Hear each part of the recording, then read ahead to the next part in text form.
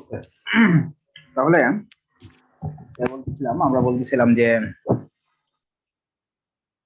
India's magnetic field.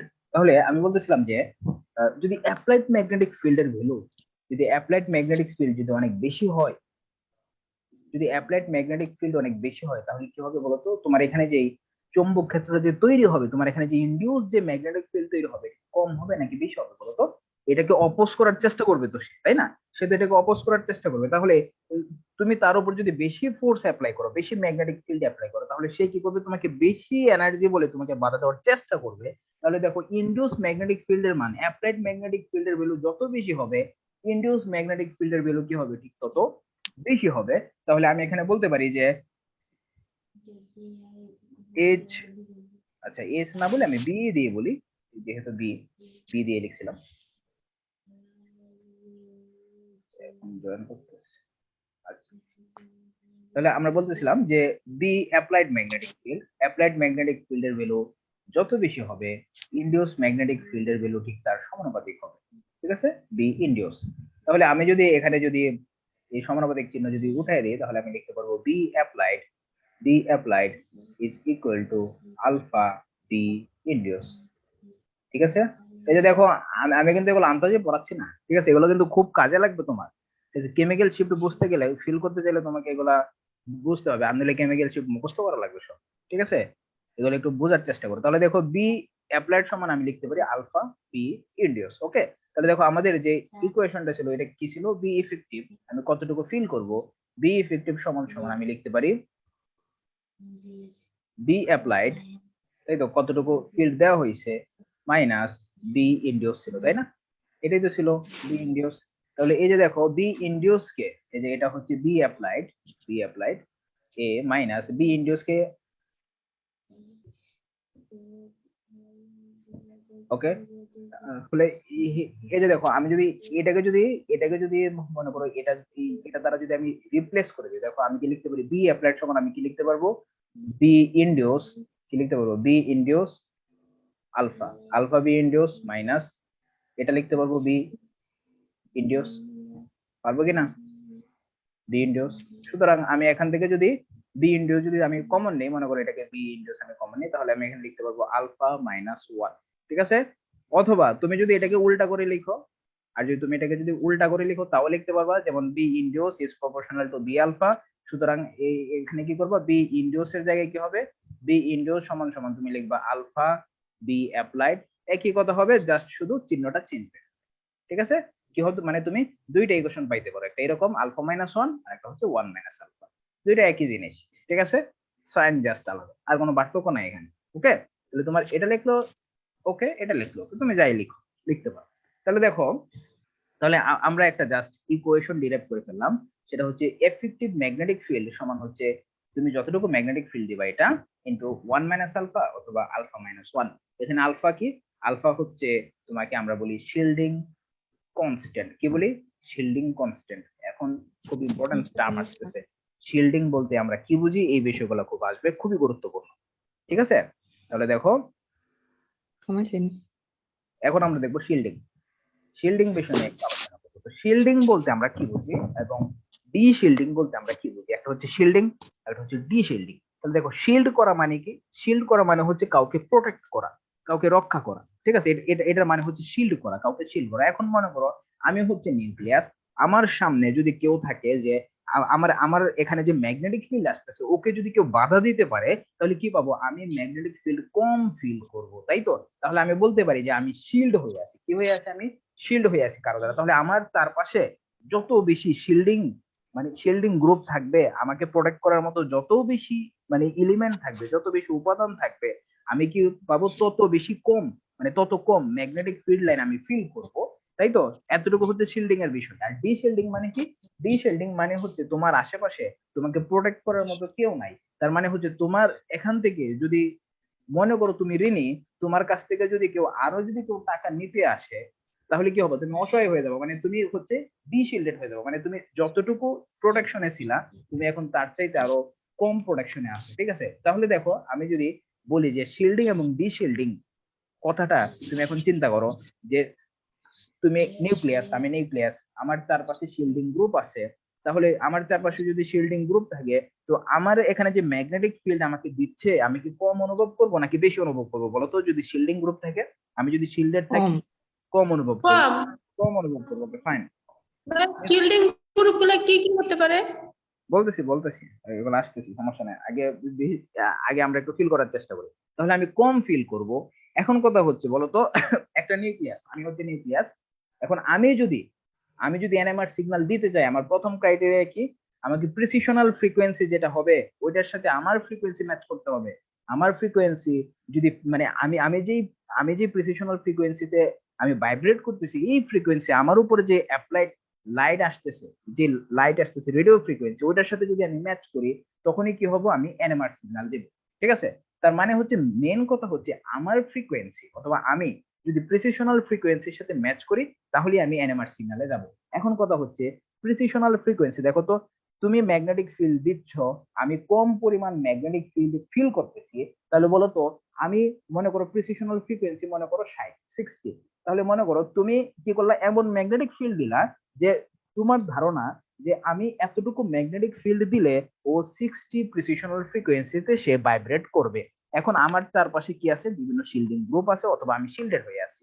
তাহলে বলতো যে সে আমাকে এমন এমন শক্তির ম্যাগনেট ইউজ করলো যেন আমি 60 ফ্রিকোয়েন্সিতে আমি ভাইব্রেট করি, কিন্তু আমার সামনে শিল্ডিং থাকার কারণে আমি কি আমি কি 60 তে ভাইব্রেট করব, মানে আমি কি 60 পাবো নাকি আমি কম পাবো বলতো? কম। কম পাবো। তাহলে আমাকে 60 তে নিতে গেলে অ্যাকচুয়ালি কি 60 দিতে হবে নাকি আরো বেশি দিতে হবে ম্যাগনেটিক ফিল্ড বলো তো? বেশি দিতে হবে। আরো বেশি দিতে হবে, এক্স্যাক্টলি তাই। তাহলে তুমি এখন চিন্তা করো, এক্স্যাক্টলি তাই।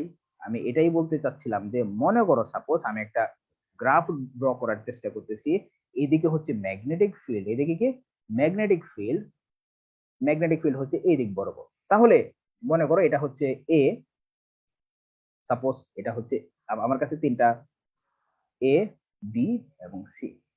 সাপোজ এ হচ্ছে সবচেয়ে বেশি শিল্ডেড, মোস্ট শিল্ডেড, ওদেরকে আমি নাম দিলাম 1, মানে আমি ওকে র্যাঙ্ক করতেছি। বি হচ্ছে তার পরের অবস্থানে শিল্ডিং অবস্থা, সি হচ্ছে তার পরের অবস্থানে শিল্ডিং অবস্থা। ঠিক আছে? তাহলে ওদের মধ্যে আমি যদি বলি সবচেয়ে শিল্ডেড অবস্থা কার, এ, বি না সি, বলো তো কার কার সবচেয়ে শিল্ডিং অবস্থা বেশি, সবচেয়ে প্রোটেকশনে আছে এ। তাহলে আমি ওদের সিগন্যাল যদি আমি ড্র করি, তাহলে বলতো এখানে কি হচ্ছে ম্যাগনেটিক ফিল্ড অথবা ম্যাগনেট, তুমি শক্তিশালী চুম্বক, তাহলে বলতো 1, 2 এবং 3, এ, বি এবং সি এর মধ্যে কে সবার আগে 60 ফ্রিকোয়েন্সিতে কে সবার আগে ভাইব্রেট করতে পারবে, এ, তিন বি তিন না সি? কে বলতো? সি। C vibrate C. করবে। তার মানে হচ্ছে সি এর যে সিগন্যাল এটা আমি পাবো তার কাছাকাছি, এটা হচ্ছে ম্যাগনেটিক ফিল্ড কম লাগবে, এটা দিলাম সি, তারপরেরটা আসবে বি, তারপরেরটা আসবে এ। ঠিক আছে? তাহলে দেখো তো, এ, এটা বি, এটা হচ্ছে সি। তাহলে আমি এখন এটা বিষয় বুঝতে পারলাম যে যত বেশি শিল্ডিং হবে তাকে প্রিসিশনাল ফ্রিকোয়েন্সিতে তাকে নিয়ে আসার জন্য আমাকে কি করতে হবে? তত বেশি ম্যাগনেটিক ফিল্ড অ্যাপ্লাই করতে হবে। তাহলে তত বেশি ম্যাগনেটিক ফিল্ড অ্যাপ্লাই করলে, দেখো ম্যাগনেটিক ফিল্ড যদি আমি এক্স অক্ষ বরাবর ওই দিক বরাবর রাখি, তাহলে যত বেশি শিল্ডিং হবে সে তত দূরে ম্যাগনেটিক ফিল্ডের ভ্যালু তত বেশি হবে, মানে সে তত দূরে যায় সে প্রিসিশনাল ফ্রিকোয়েন্সির সাথে ম্যাচ করবে এবং সে রেজোন্যান্সে যাবে এবং এনএমআর সিগন্যাল দিবে। আশা করি এই টার্মটুকু আমরা ক্লিয়ার, এতটুকু বুঝতে পারছি তো? ক্লিয়ার তো? জি Okay? ভাইয়া, বুঝতে আচ্ছা, তাহলে এই যে এতটুকু যদি আমরা বুঝতে পারি, তাহলে আমরা এখন শিল্ডিং দিয়ে বুঝলাম। এখন বলতো আমরা যদি এ, বি এবং সি এর মধ্যে বলতো, মনে করো একটা গ্রুপ আছে ডি, সাপোজ একটা গ্রুপ আছে ডি, দিলে ডি শিল্ডিং মিলে যায়, ই দিলাম, একটা গ্রুপ আছে ই, মনে করো একটা এক্সাম্পল দিই তাহলে আমরা বুঝতে পারবো। হ্যাঁ, একটা এক্সাম্পল দিই, সাপোজ কার্বনের সাথে, না কার্বন না, হাইড্রোজেন, হাইড্রোজেনের সাথে মনে করো ফ্লোরিন আছে।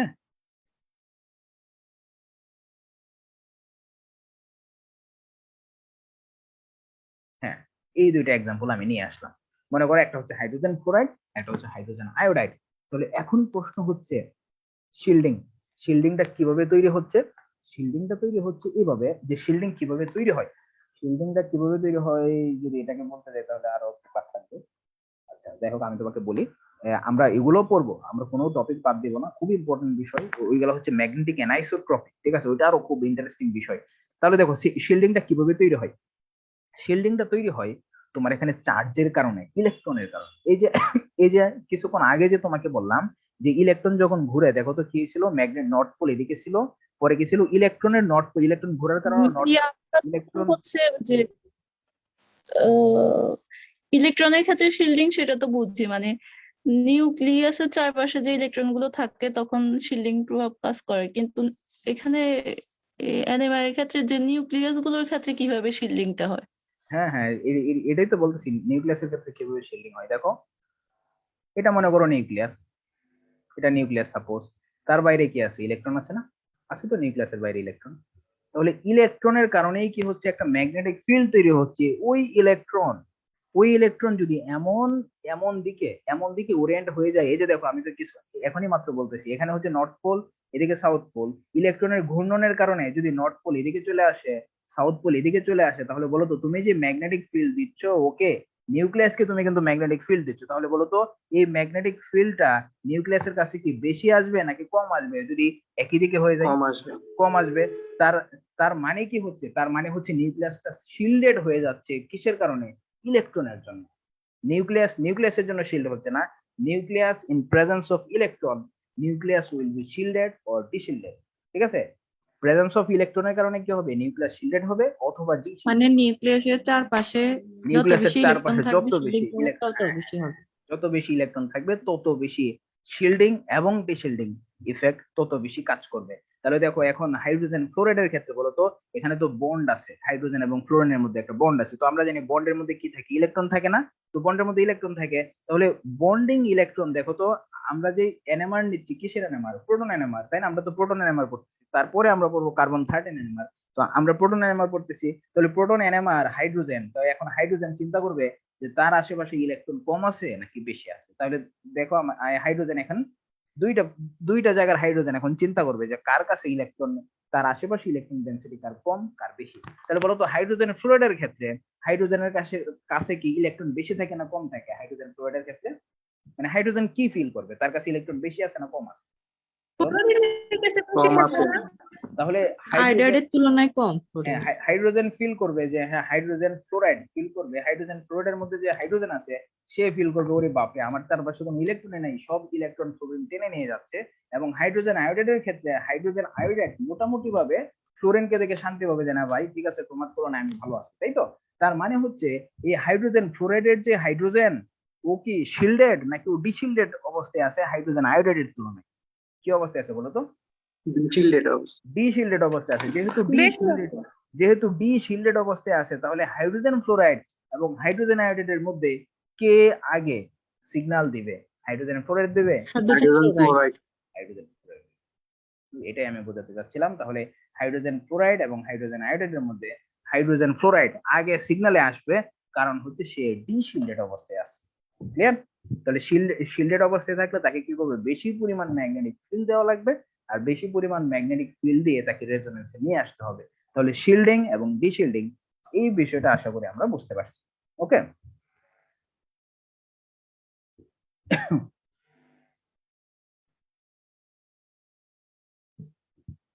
ও আচ্ছা, তাহলে ম্যাগনেটিক ফিল্ডের এই যে আমরা যে এক্স অক্ষ বরাবর যেটা ম্যাগনেটিক ফিল্ড আঁকলাম, তাহলে বলতো এদিক বরাবর এটা কি হাই ফিল্ড নির্দেশ করে নাকি এটা লো ফিল্ড নির্দেশ করে বলতো? আমি যদি লো নির্দেশ করে। হ্যাঁ, কি ফিল্ড, লো ফিল্ড। আমার এখানে দুইটা ডিরেকশন আছে, মনে করো এটা 0 সাপোজ, তো আমি যদি এখান থেকে এই দিক বরাবর যাই এক্স অক্ষ বরাবর, এই যে দেখো আমি যখন যাচ্ছিলাম ম্যাগনেটিক ফিল্ডের যে গ্রাফটা আঁকলাম, এটা কি ম্যাগনেটিক ফিল্ড কি ওইদিকে বাড়তেছে না কমতেছে? ম্যাগনেটিক ফিল্ড বাড়তেছে। ওইদিকে বাড়তেছে, তার মানে ওই দিক বরাবর যদি যাই, মানে পজিটিভ দিকে, সাপোজ এটা পজিটিভ দিক, আমি যদি ওই দিকে যাই তাহলে এটা কি হাই ফিল্ড নাকি এটা low field? High field. High field. তার মানে আর যদি এদিক বরাবর যাই এটা কি লো ফিল্ড বা ডাউন ফিল্ড? আমরা বলি হাই ফিল্ড, একটা বলি লো ফিল্ড বা ডাউন ফিল্ড, ঠিক আছে। তাহলে দুইটা বিষয় আমরা এখন বুঝতে পারছি, একটা হচ্ছে হাই ফিল্ড, একটা হচ্ছে লো ফিল্ড বা ডাউন ফিল্ড। ওকে, খুব কেয়ারফুলি লক্ষ্য করো। এখন সাপোজ এ যে ম্যাগনেটিক ফিল্ড এর ম্যাগনেটিক ফিল্ড সাপোজ ধরে নাও র্যান্ডম কোনো নাম্বার 100 তাহলে বি এর কি 100 হবে? কত হবে? তার চেয়ে তো কম হবে, তাই না? মনে করো সেটা 90, বি এর সাপোজ 90। তাহলে এখন বলো তো সি এর কত হবে? আর একটু কম হবে, 80। এখন খুব ভালো করে শোনো, যেটা এ আছে, সাপোজ মনে করো এমন একটা কম্পাউন্ড যার শিল্ডিং অনেক বেশি শিল্ডিং, তার মানে তার আশেপাশে ম্যাগনেটিক ফিল্ড দিলে তার কোনো খোঁজ খবরই থাকে না, ঠিক আছে? তার শিল্ডিং অনেক বেশি। তো তার শিল্ডিং যদি অনেক বেশি হয়, তাহলে বলো তো তার ম্যাগনেটিক ফিল্ডের ভ্যালু কি হবে? তার কম হবে না অনেক বেশি হবে? অনেক বেশি হবে। অনেক বেশি হবে। তাহলে ওকে যদি আমি স্ট্যান্ডার্ড ধরে নেই যে না তুমি হচ্ছে 0, মানে 100 কে সাপোজ 100, এখানে এ হচ্ছে 100 কে আমি ধরে নিলাম যে ভাই তুমি হচ্ছে 0, তুমি রেফারেন্স, তোমার মনে করো অনেক বেশি ম্যাগনেটিক ফিল্ড তোমার লাগে, তোমার হচ্ছে 0। তো তার তুলনায় আমরা জাস্ট হিসাব করবো সে কত ঘর সামনে আছে, সে কত ঘর পিছনে আছে। আমি জাস্ট এতটুকু হিসাব করতে চাই, আর কিছু হিসাব করতে চাই না আমি সাপোজ। তাহলে দেখো তো আমি যদি এ কে যদি আমি 0 ধরে নিই, এখন 0 এটা আমাদের স্ট্যান্ডার্ড, মানে আমি এখন সবার কাছ থেকে 100, মানে 100 থেকে সে কত ঘর সামনে আছে, কত ঘর মানে সে কতটুকু সামনে আছে কতটুকু পিছনে আছে, এইটা জাস্ট আমি ক্যালকুলেট করবো। তাহলে দেখো তো এটাকে যদি আমি এভাবে ক্যালকুলেট করার চেষ্টা করি, এটা কেমন দাঁড়াবে? এটা দেখি এটা একটু কেমন দাঁড়ায়। তাহলে মনে করো এ কে আমি আমি ধরে নিলাম যে এ কে আমি ধরে নিলাম 0, এটা হচ্ছে 0, এটা হচ্ছে 0 স্কেল, আমি ধরে নিলাম এটা হচ্ছে 0। তাহলে ও কি হবে আর ও কি হবে? তাহলে ওকে যদি আমি 0 ধরে নেই, তাহলে দেখো যেটাকে হাই ফিল্ড আছে ওইটাকে আমি কি ধরতেছি? 0 ধরতেছি। তাহলে আমি যদি ওদের দিকে যদি আমি অগ্রসর হতে থাকি, আমি যদি ডাউন ফিল্ডে যদি অগ্রসর হই, আমি দেখো এটা কি হাই ফিল্ড না? এটা হচ্ছে আমি হাই ফিল্ড, আর ওইদিকে কি লো ফিল্ড, মানে ডাউন ফিল্ড। তাহলে আমি যদি ডাউন ফিল্ডের দিকে অগ্রসর হই, সে মনে করো কত গড় সামনে আছে, জাস্ট আমি এটা কনসিডার করবো যে সে কত গড় সামনে আছে। তাহলে আমি এখানে বলবো যে সে মনে করো তার তুলনায় সে 10 গড় সামনে আছে। আমি এখানে চিন্তা করবো যে তার তুলনায় সে 20 গড় সামনে আছে। যদি আরো সামনে যদি থাকে, আমি ধরে নেবো যে তার তুলনায় সে 30 গড় সামনে আছে। এভাবে জাস্ট স্কেলটা চলতে থাকবে। তার মানে হচ্ছে এটা তোমাকে এটা মিন করে যে যেটা সবচেয়ে বেশি শিল্ডেড অবস্থায় আছে ওইটাকে আমি 0 ধরে নিলাম। ওইটাকে 0 ধরে আমি চিন্তা করব যে তার তুলনায় কে কতটুকু কম আছে। ঠিক আছে? তোমার কাছে মনে করো 1 লক্ষ টাকা আছে, আর মনে করো আরেকজনের কাছে মনে করো আছে এই 99,900 টাকা।